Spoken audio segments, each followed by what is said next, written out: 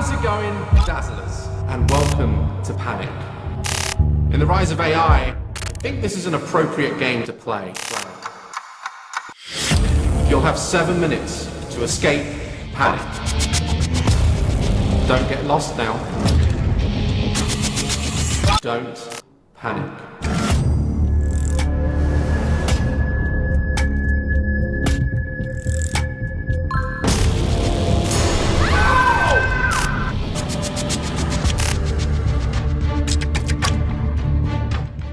Today's video is going to be a review, accessibility kind of style video on DAZ Games Panic.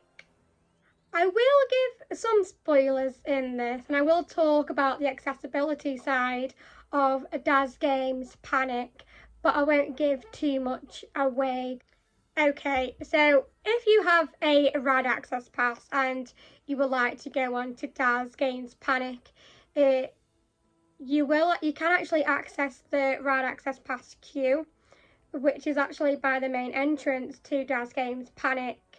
So you actually go up a ramp, and then you have to wait there before you go into the scanning room. So with DAZ Games Panic, it was actually not announced to be accessibility friendly. So I was quite happy when pictures was online and somebody sent me photos of the ramps being outside DAZ, and I am fortunate to know actors within that attraction, and the actors inside of DAZ actually told me that it is accessible. So I was very happy and very relieved that DAZ was in fact going to be accessible, and I couldn't wait to experience this attraction. So with DAZ, you go up to the wrap queue and you go up the ramp. You were then asked to wait there before you go into the scanning room as such. So in this scanning room, you'll get given a wristband as shown here.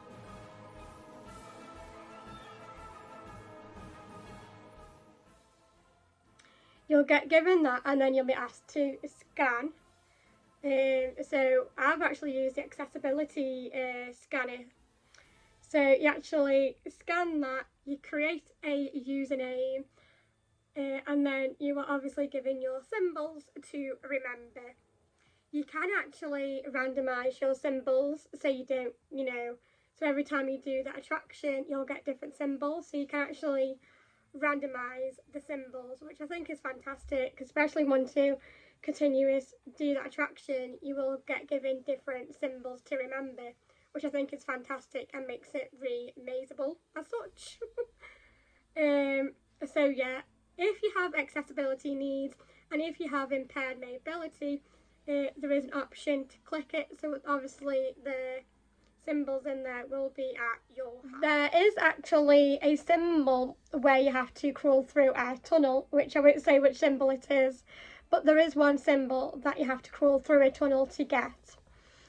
And so if you have any mobility issues or if you have impaired mobility, there is an option on the scanner for you to select that you have impaired mobility, so the symbols will highlight for you as well. This is where I can only criticise with DAZ Games Panic, is that there is a lot of waiting and a lot of faffing going on. So you are then asked to wait at the top of the ramp. You are then asked again to wait in like a batching area before you enter the pre-show. So you are in that batching area for quite a while because the pre-show can take a while. So you are waiting quite a while in the batching area, which I struggled with the most. The whole waiting procedure is where I generally struggled.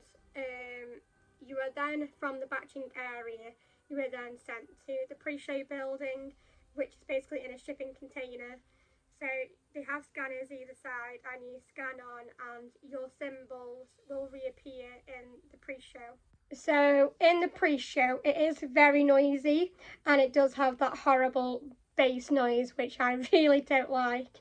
The building does shake a little bit, but nothing too drastic going on in there. You are in pre-show quite a while. You have to wait for all the group to come in. So you are in there, and you're on pre-show. You are waiting in pre-show before the pre-show even starts.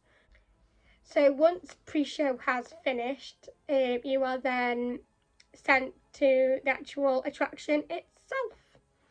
So within the actual attraction, there's absolutely no theming in there at all. The lighting in there though is fantastic, and the audio is really, really good. So the whole point of DAZ Games Panic is you get given these two symbols that you have to remember, and you have to escape within 7 minutes. The actual attraction itself, it's a bit like a labyrinth. So, and obviously it is free flow, and you will get split up from your group. There may be times where you are touched and you are grabbed and you are dragged, which I have seen on many occasions, and I've been touched a couple of times. But yeah, it's a very fun attraction. Lighting packages in there, which I'll talk about from a sensory point of view. I don't mind it. It can be intense, I'm not gonna lie. The lighting in there can be intense. There is strobes in there, but it's not a continuous strobe. There are elements in where the room will go dark, and very dark indeed. And then there's times where the room will just lit up very white. And there's times we have like different colour lights flashing. I didn't mind it. At times I had to like do that so I could see. But the actual lighting in there, I think it's great. It is meant to disorientate you, which I can see why. So yeah, I think the lighting package in there is great. From a noise point of view, it's very loud in there. So I would definitely recommend earplugs, especially if you have noise sensory problems. It's very noisy in there. Okay, from an accessibility point of view, okay, so this wasn't actually advertised to be wheelchair accessible to begin with, so I was quite happy once actors told me that it was going to be accessible, so I was very, very happy. So yes, DAZ Games is fully accessible. The only thing that I can criticise with DAZ is there is a couple of tighter sections in there, and especially if you've got a wheelchair or any like mobility aids, I think you would potentially struggle.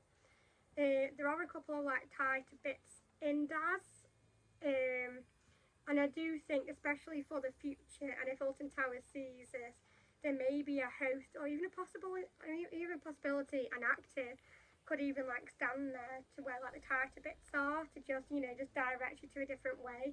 I mean, this attraction is free flowing. It is a free flow maze, so there are obviously multiple directions in this labyrinth. What I can recommend with DAZ is that you try and stay in there as long as possible, because there are a couple of surprises along the way. The aim of the game is to remember your symbols and get out of that attraction as soon as possible and as quick as you can. So you have to remember your symbols, scan, and get out as quick as possible. So outside of that attraction there is a leaderboard, and I've done DAZ now 3 times.